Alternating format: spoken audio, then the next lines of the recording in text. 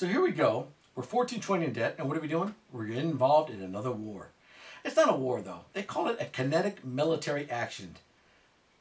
Now, what the hell is that? Does anybody know what the hell that means? You know, I got a better name for it. Why don't we call it a backyard brawl? Isn't that what Pitt and West Virginia go through every year when they play football? It's called the backyard brawl. We've all had that. You know, neighbors in your backyard. You're having a barbecue and a brawl. That sounds like a good old time, doesn't it? I mean, if we don't want to call it a war, I know it's when it's a Republican, it's always a war, but when it's a Democrat, it's a connect military action, or, you know, just a get-together, or just an all-around love fest.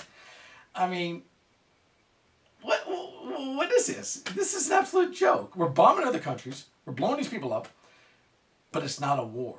It's a kinetic military action. No, it's not. It's a backyard brawl. That's a great name for it.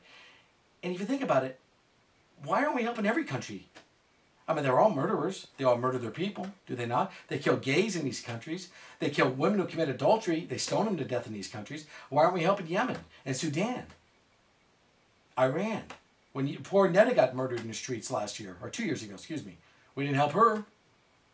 What about North Korea? They kill their people all the time. And what about Syria? Well, Hillary said the thing about Syria. Well, he's a reformer. Oh, really, reformer? You mean a transformer? Or, I mean, come on, Hill. What are you people talking about? But then you got to love these rebels here. They call them the rebels. The rebels. These guys are rebels. You know what rebels I know? Are they from Ole Miss? Mississippi rebels? Maybe they're from UNLV. They're running rebels, because I see them running in the streets. That could be it. They could be the running rebels. But people say, no, they're doctors and they're lawyers and engineers. Well, that's great. Do people ever heard of Khalid Sheikh Mohammed, the guy that masterminded 9/11, the guy who killed Daniel Pearl? Yeah, I beheaded him, by the way. Yeah, he was an engineer, and he went to school in North Carolina. Not at North Carolina University, but in the state of North Carolina. Yeah, so we train them, we school them, and they come back and kill us 20 years later. That's just dandy, isn't it? It's super the way things work out. But you know what? Here's another thing.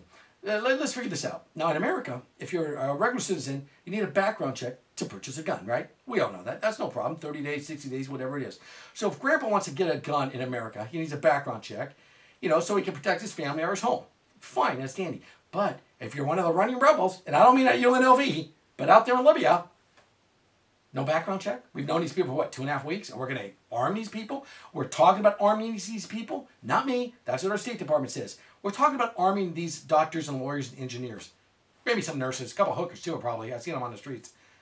Are you all right? Do you feel okay? You want to arm these people? No background checks on these people. But Grandpa wants to protect his farm in Arizona. Got to get a background check on him, boy. No way. You got to make sure he gets a background check. But if you're in Libya, maybe it's because the word live in Libya. Maybe that's why. Since it's Lib, everyone's okay for it. Schumer, and the other dirtbag from New York, what's his name? Weiner, he's pathetic. I don't want to get into him. But, you know, the Arab League wants to take this guy out. Let the American League take him. American League. Let the Arab League take him out, not the American League.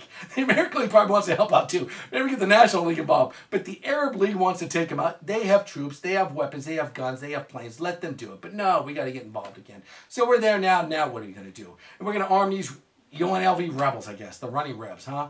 So that makes a lot of sense. We're going to give these guys, we're not going to give them pistols. I'm sure if we arm them, we're going to give them rocket launchers. Right? I mean, come on. Maybe we'll throw in a couple F-16s to teach them how to fly, too, huh? How about a Tomcat or two? Huh? Maybe a tank? C4? Get strap on some C4 on these people. Some of these people are Al-Qaeda. Do you understand these people? Not all of them, but a lot of Libyans have been fighting against our troops for Al-Qaeda. Do you guys not understand that? I don't know. We need to think a little bit. We made a mistake with bin Laden. I know we helped the Mujahideen back when they were fought against Russia, but he didn't attack us then. He attacked us now. They're our enemies. I mean, it's just how it works in this world. I don't understand this. Do you want to get burned again, people? Our troops do not deserve this. That's the truth. Our troops do not deserve this. We cannot arm these people without knowing what the hell we're arming. I don't know about you, but I don't know. I'll stick with the running rebels at UNLV or maybe the rebels at Ole Miss. But these rebels running in the streets, I don't want to arm them.